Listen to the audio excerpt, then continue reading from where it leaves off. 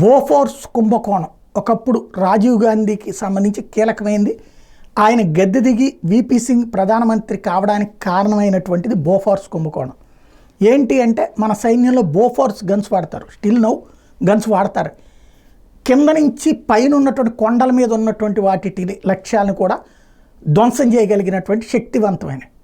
అయితే ఒరిజినల్ అంటే అసలు రేటు, ఫర్ ఎగ్జాంపుల్ ఈజీగా అర్థమయ్యే భాషలో చెప్పాలంటే 1 కోటి రూపాయలు ఉందంటే 1 కోటి రూపాయలు పెట్టి మనం కొన్నాం.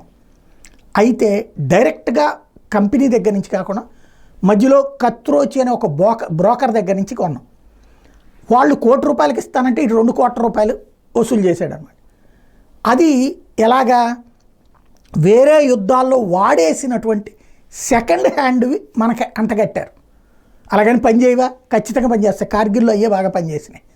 కాబట్టి పని చెయ్యకపోవడం ఉండదు. సెకండ్ హ్యాండ్, ఫస్ట్ హ్యాండ్ కారుకి సెకండ్ హ్యాండ్ కార్ అంటే కారు పని చేయకుండా ఉంటుంది, వాడేసినటువంటిది అనే తేడా తప్పించి బాగానే పనిచేస్తుంది. ఇప్పుడు ఆ బోఫార్స్కి సంబంధించి 64 కోట్ల రూపాయల కుంభకోణం. ఆ తర్వాత కత్రోచిని ఈ సోనియా స్నేహితుడని రాజీవ్ గాంధీ దగ్గరుండి పంపించేశాడు ఆ రోజున అన్నటువంటిది ఎయిర్పోర్ట్లో ప్రధానమైనటువంటి చర్చ వచ్చింది. స్వయంగా రాజీవ్ గాంధీని తీసుకెళ్ళి వదిలిపెట్టించారు అన్నటువంటి.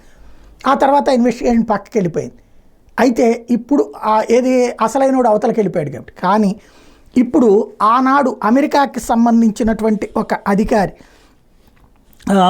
ఏదైతే ఇన్వెస్టిగేషన్ అధికారి మైకేల్ హెర్ష్మన్ ఆ రోజున అమెరికా తరపున ఈ అంశం మీద విచారణ చేశాకనే ఈ ఉదంతాలు బయటపడ్డాయి.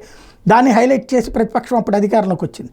ఇప్పుడు ఇతను రిటైర్ అయిపోయాడు మైకేల్ హెర్ష్మన్. ఇప్పుడు అతనికి ఇన్ని రోజుల పాటు అని సీలింగ్ ఉంటుంది, ఆ విషయాలు బయట పెట్టకూడదు అప్పుడు ఉద్యోగంలో ఉన్నప్పుడు. ఇప్పుడు ఆ సీలింగ్ టైం కూడా అయిపోయింది కాబట్టి ఆనాటి రహస్యాలు వెల్లడిస్తానని అంగీకరించాడు. దాంతో భారత ప్రభుత్వం బోఫార్స్ కుంభకోణాన్ని మళ్ళీ తిరిగి విచారించడం అన్నటువంటి దానికి సిద్ధమవుతోంది. సిబిఐ ఈ మేరకు లెటర్స్ ఆఫ్ రొగేటరీ అమెరికాకు పంపించింది. అంటే సో వ్యక్తి సాక్షిని మాకు పంపించండి, చట్టబద్ధంగా వాళ్ళు పంపిస్తారన్నమాట అని అడిగింది. ఇది చాలా కీలకమైనటువంటి మోడీ సర్కార్ తీసుకున్నటువంటి అత్యంత సంచలనాత్మకమైన అంశం అవుతుంది.